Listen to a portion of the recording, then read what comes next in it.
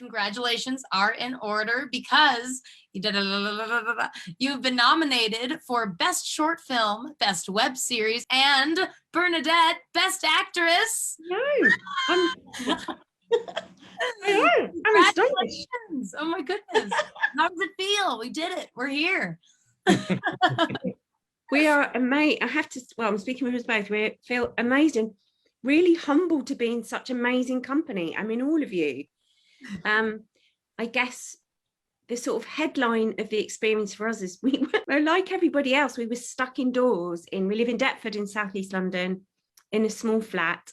I have quite a lot of vulnerabilities because I don't have very good lungs. So I was really sort of shut down in a space, and we created a lot of sort of comedy walking tours out around London. And we just started to think, oh, how could we do a walking tour just inside the house? and pretend that it was a palatial place of wonders. Yes.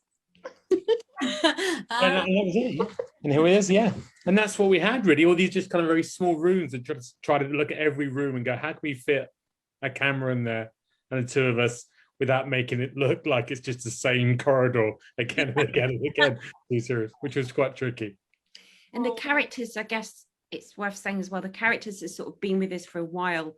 So they're these fictional brothers and sisters that we'd invented another sort of walking tour from a little while. So like a live one, though. Yeah, a live one. So we kind of knew them.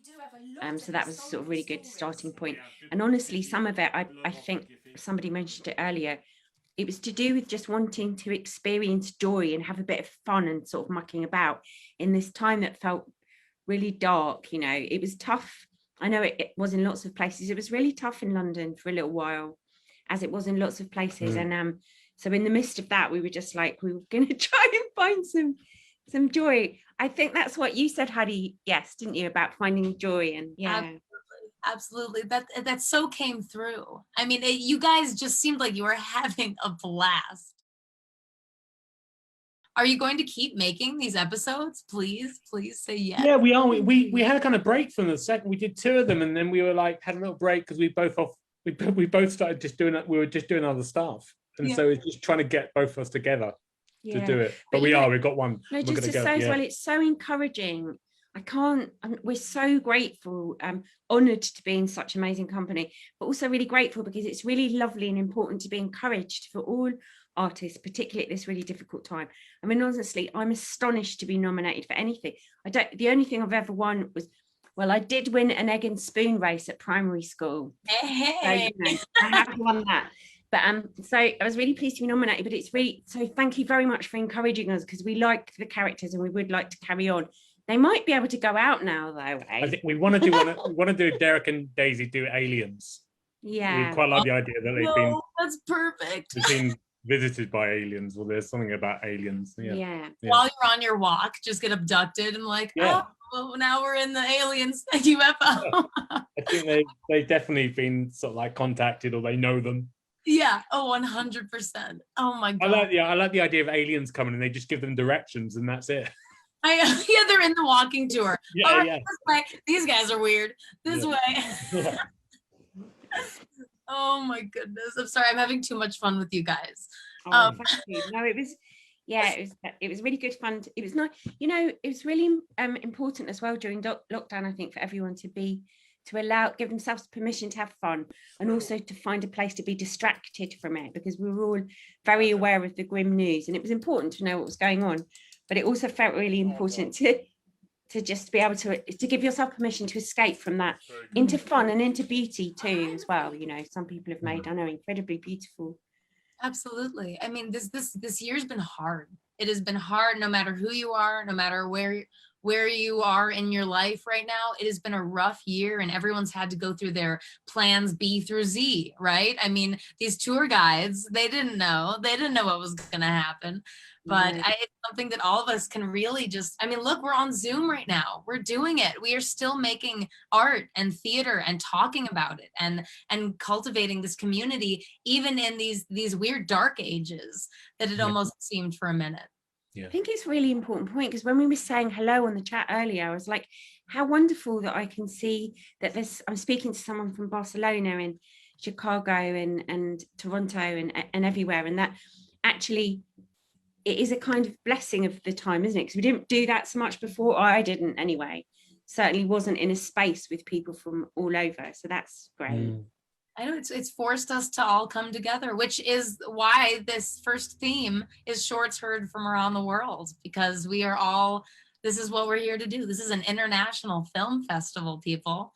This week, I can't even wait for this week, but I thank you guys so much for giving us this escapism of this permission to be silly and joyful and get lost in playing, that I feel like we've all lost so much from being little kids. I mean, I remember we would put on little shows for my family, you know, and just being ridiculous and being like, Mom, look at the house. And they're like, I know, I made the house. Good job. And you're like, but it's magic or something, you know? Yeah.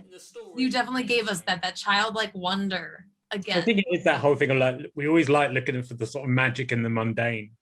Yes. And I think that's really, like, these two characters always trying to make something like a piece of dirt or a dirty old radiator in the corner. They make it into some kind of myth or icon. Yeah.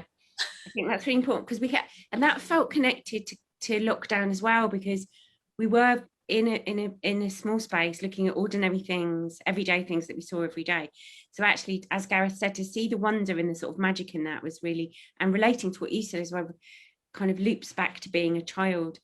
But the other thing is, there's something really freeing about putting on a wig and a costume and just being released from yourself and actually giving yourself permission to, I call it sacred drag. It's like being allowed to be someone else. Yes, and giving yourself that. And we felt that. We felt how deeply you guys were in your characters. And so thank you for that. Thank you for committing all the way, because I don't know, these days, sometimes you never know. These movies all come out. You don't know if people are really in it, if this is their passion sometimes. And you can just tell that you guys are experienced, first of all. I mean, you've co-wrote 3 plays together already before this. 366 Days of Kindness, How to Be a Hero, Evelyn Roots. You guys have been doing this. You've been in it, and to be able to just express and let go in these times. I mean, this year's been rough, but look what's come from it. I mean, look at the art that is coming out of it. It inspired you guys to do something that you never thought to do had this crazy, unprecedented time ever happened. And I think you guys could take this really far. Did you have specific inspirations for those mockumentaries? Well, we really love all of Parks those. We love, yeah. And I love the American Office as well. I was kind of like, and we love the UK Office as well. Of course we do. We love the American Office more because we kind of saw it over there. What's nice about the American Office as well is you just see those characters kind of grow into something else as well, and see that kind of history over that 8 or 7 seasons, like with Parks and Rec. But also, it's a great thing just to be able to talk to a camera, to have an excuse to talk to a camera, which makes it easier, budget-wise. You can have a reason. I think because we have a long, we come from a theatre background really, and cabaret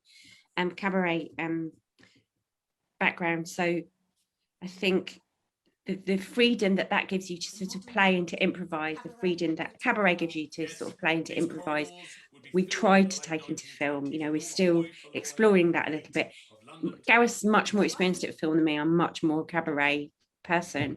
But I think that's really lovely to try and see what can translate from cabaret into film, or from theatre into film. It's interesting. And it's really nice for us in that process, because if we were working with a bigger team and had camera people and everything else, rather than the 2 of us, we would probably have to have a script that's really, really accurate. But we had a script that we had that we could go, like you said, we could improvise or go off the script or play around, because there's the 2 of us and we're not upsetting 2 lighting people or 3 crew members going, why are you doing this now? Why have we got, so it's quite a nice process to have that cabaret or that theatre feel. when we're Yeah, doing. sometimes there's too many cooks in the kitchen, and you just gotta sit down and be like, let's just have fun. And since you already knew those characters, you could be completely enveloped and just play with new eyes. And the wig was so amazing. You were so brilliant in just like the hair choreography of just like, oh, gotta itch really quick, and then like the wig kind of comes off, comes back on. Just a little bit around, I was dying. Corley from Facebook wants to know for Gareth and Bernadette, before I bring the other filmmakers back for their group questions, they specifically want to know, do you have you got experience in improv? Number one, did you work together as an improv? And you seem to know each other very, very well. Is that based on experience or based on a relationship? We met during theatre work, so we did do it through. So we worked together for years and years and years doing kind of devised work, improvisation, actors. So we do know each other very well that way. And we're in a relationship. We've been in a relationship for like 16 years. Or, So but yes, we've done lots of improv. That's a great question. Thank you. Yeah. And I just want to introduce you just for a bit of fun as well. We have a really cute dog, and we were desperately trying to get her in the film. I'm just going to try and introduce her. Please. This is my favorite part, is when everyone goes to get their pets. But yeah, we did. That's the thing. Oh my gosh. No, is that a toggle poop? It's going on social media. There you go. How far did you have to dig to still stay creative during COVID?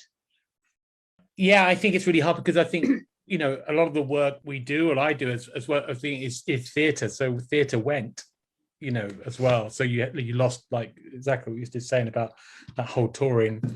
So that work had just gone. So it was just trying to think of new ways, and it's kind of it was easier for us to do that. So we got lots of friends who are lighting technicians, who are stage managers, who are people behind the scenes. It was harder for them to find this kind of work in that world. They were really stuck, and they were looking at other disciplines. It was kind of a little bit easier for us to kind of go, oh, what can we do? Like, we can do something like this, or we can film, or you can find different ways of being creative. But yeah, it was the other people who had those, I kind of feel for people who were really behind the scenes and trying to find, how do I do this? How do I find a way? I guess because we're ultimately storytellers. I guess everybody here, I'm assuming you in some way identify as a storyteller. In a way, what lockdown did for if you work from live performances is give you the opportunity to explore different media to platform those stories. So that was really interesting. I made a lot of audio as well. We both made a lot of audio as well as film. So in a wonderful way, it just made you say, how else can I share this story through which other means? So whilst I agree with Gareth, I really, really feel so deeply for the many, many people, artists who had a difficult time. I have to say it's actually kind of made me think more creatively, actually, kind of think around it.